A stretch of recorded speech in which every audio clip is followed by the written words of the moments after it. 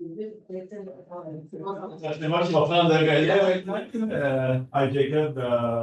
Well, it's been a great season for you. A lot of achievement in Boston College. You've been in the Total Four, came here, played in the playoffs.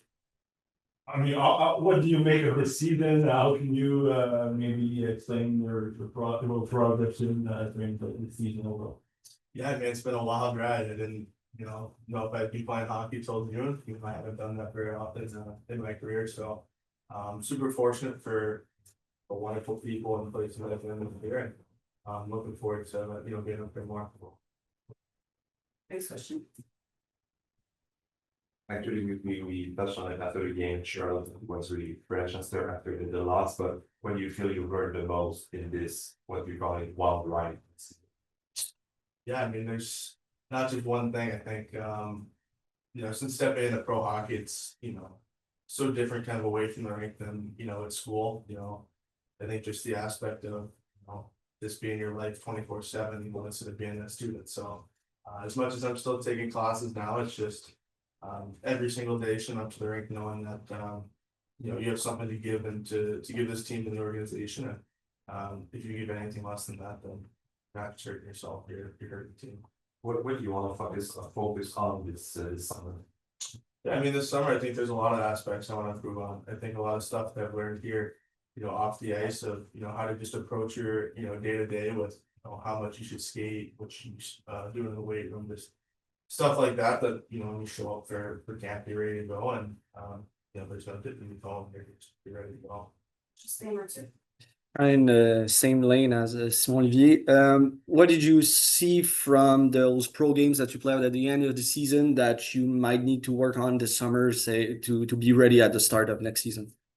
Yeah, I mean, that's a great question. I think, in pro hockey, obviously it's a little bit faster than, in college, the same way it was, when I made the jump there. So, just trying to get a little bit quicker, fast twitch that, plays go from, nothing to something a little bit faster here. So, just making sure you're always ready and, give yourself the best chance at every shot. Just on ça. Hi Jacob, tell me about the impact of Gaten Primo in your arrival here in Laval.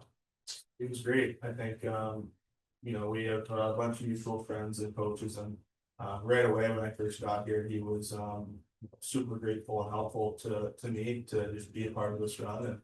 And I think for him, just every single away he would treat me, whether it was on the ice or away from the rink, he was a great role model for me and somebody I look up to for sure. There's a real opportunity to be number one goaltender here in next season. How do you approach that? Is it too early maybe to set an objective like that for next year?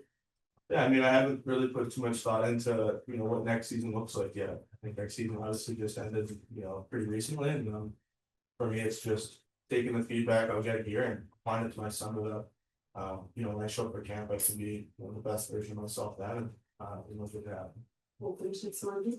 Between the time you were drafted and the time you were signing the contract a few weeks ago, you became a high profile prospect for the organization. In the last few weeks, did you get kind of a sense or a taste of the Montreal market or the attention that comes with it? Or do you feel it's going to be mostly next year that it's going to come in? Yeah, I mean, I think, it's hard to say. Obviously, I think a lot of people like to look at it as, pressure or a lot of outside, external factors for you to play. But I think for me, it's just, just the support of, everybody around the city, Laval, Montreal, everything. It's just been, for me, it's been just crazy to see. I think in a great way that people really care and want you to succeed. And, there's a reason for it. People want to be around a winning team here. And I think everyone here wants to just be a part of bringing that culture back. Thank you. You.